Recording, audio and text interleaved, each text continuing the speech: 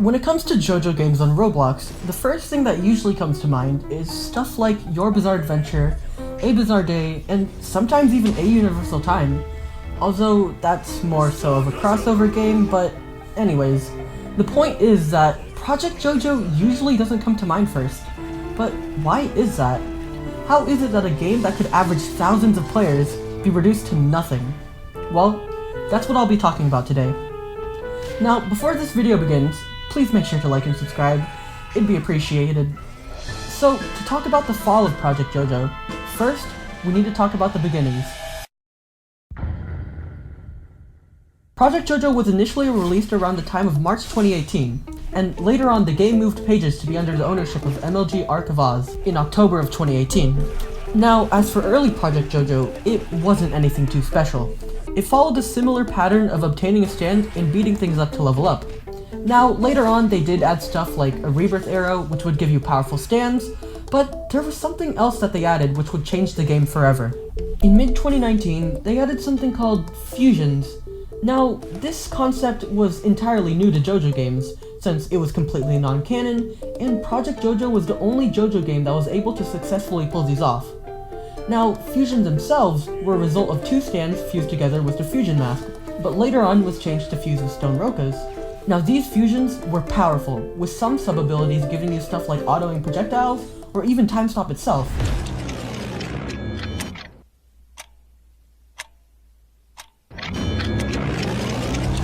Now this right here became the main selling point of the game.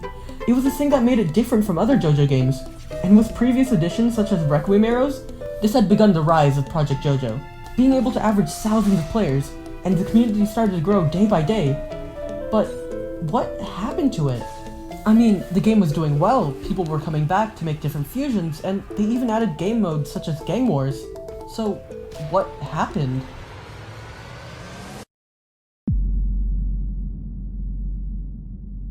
Later on, Project JoJo decided to change some things around. Some were optimal changes, and other changes were ones that would decide the fate of the game. One of these changes was a huge balance change which affected everything in the game. And instead of having thousands of HP and dealing thousands of damage, everything was set to more reasonable numbers. Now obviously this wasn't bad, but this change had left players with mixed reactions, with some of them even quitting because of it. Now, this was only the beginning of things, because later on they decided to introduce a new tier to the game. So first, let me just explain what tiers are. Tiers are the rarity of a stand, with tier 1s being the most common, and tier 7s being the most rare. Well, that was the case until they introduced tier 8s, which are practically impossible to obtain. And going off of the wiki here, the chances of getting a tier 8 is a 1 in 71,000 chance. Now, you see, this wouldn't be so bad if they had just left it at that. But along with this update, they had decided to change the tiers of each and every stand in the game. And if you know the Roblox JoJo community, they really don't like it whenever something affects their trading. So this made beloved stands like Gold Experience and Tusk pretty much impossible to obtain from stand grinding. Now, these changes weren't enough to kill the game. It was still able to go on with a few hundred players. Although these numbers are far from its peak, it still had a pretty stable player count.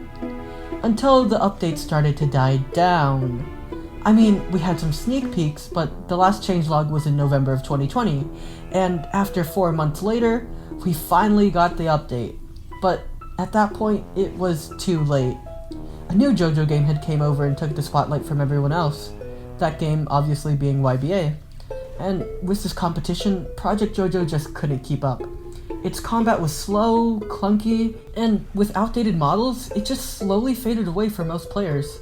To make matters even worse, MLG posted one final update in April, and we haven't heard anything else since. The game was just left to rot, and even after a year and a half, there still has been no news on the game whatsoever. Now, the chances of the game making a comeback are super slim since MLG had started his own project called Heaven's Arena, which some of you may know. Now, as they say, all good things must come to an end. And, well, that was the end of Project JoJo. There's not much needed to say anymore. If you guys like this, then make sure to leave a like and subscribe, and comment below how you feel about Project JoJo. And I'll see you. Peace.